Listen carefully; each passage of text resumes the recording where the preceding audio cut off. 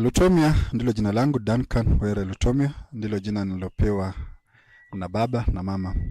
Lakini ulivyotaja awali, katika shughuli za kimaisha watu hujipa majina mengine ambayo pengine ni lakabu. Katika uandishi wangu najiita DW Lutomia.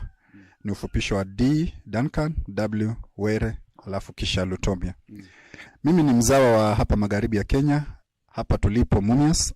Hapa tulipo ni nyumbani. Ingawa katika harakati za kujitafutia tunatafuta maisha katika sehemu tofauti tofauti. Nimesoma hapa Mumias. Kuna shule ya msingi iliyoko mkabala na nyumbani hapa tu, inaitwa Lureko. Kabla ya hapo nilikuwa nasoma katika shule moja kule Kikuyu, inaitwa Nderi Primary. Kisha baba alipopata uhamisho wa kuja huku, nikawa pia mimi nagura naja kusomea hapa. Baadaye nikajiunga na shule ya upili ya Lubinu. Huko ndiko nilikosomea masomo yangu ya shule ya upili. Nilipomaliza shule ya sekondari nikajiunga na chuo kikuu cha Masinde Muliro kusomea taaluma ya ualimu. Kwa hiyo nilipofuzu taaluma hiyo, kozi yangu ya ualimu, nikawa sasa naanza vibarua hapa na pale. Na nakumbuka sana shule yangu ya kwanza kuwahi kufundisha ipo katika maeneo ya Kakamega East, yaitwa Shanderema Boys. Huko ndiko nilikoanzia kazi.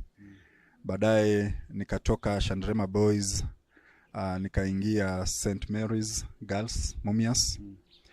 Nilipotoka St Mary's Girls Mumias, nikawa naelekea Aga Khan School Mombasa. Na huko ndiko niliko mpaka leo hii. Naam.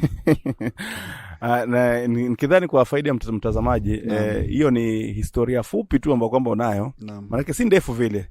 Ila tu kwamba mafanikio yake ndio makubwa. Ni kweli. Hiyo ni neema ya Mwenyezi Mungu kwamba amekuwa akikushika mkono. Kwa maana mimi nakumbuka mara kwanza tukionana nilikuwa Shanderema, ndio nilikuwa namalizia pia mimi katika masomo yangu kidato cha 4. Na baada ya pale ndio tukajuana katika siku mbili. Lakini ukiingia ndio nilikuwa kama miezi ya mwisho hivi nikiondoka. Na baada hapo nilipoenda zangu chuo kikuu cha Mombasa, Technical University of Mombasa, tukakutana tena katika street za Mombasa. Nilikuwa nimeanza utangazaji. Nilianza kazi yangu utangazaji katika station kadhaa pale Mombasa. Ndio tukaonana na ndikokuwa tumepanga kuna mikutano kadhaa tupange tuzungumze masuala yako ya kazi nini, lakini unaambiwa pia ni Mwenyezi Mungu alikuwa hajajalia. Lakini nakumbuka kuna station moja niliweza kuconnect hapa, nikakwambia nenda zungumza nao jamaa wanachambua vitabu nini. Nakumbuka tu ni kweli.